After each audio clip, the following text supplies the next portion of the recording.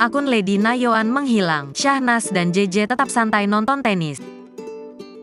Syahnas Sadiqah dan sang suami Richie Ismail atau JJ Govinda tampak menonton pertandingan tenis Raffi Ahmad dan Nagita Slavina. Keduanya tampak tak terjadi apa-apa di tengah isu perselingkuhannya. Pada video yang diunggah adik kedua Raffi Ahmad, Nisha Ahmad, tampak JJ dan Syahnas yang duduk berdampingan. Keduanya tampak tenang menonton pertandingan tersebut.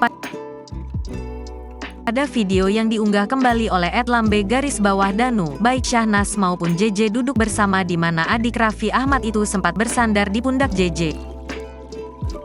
Namun di balik kebersamaan Syahnas dan JJ, akun Instagram Lady Nayoan @ladynayoan menghilang.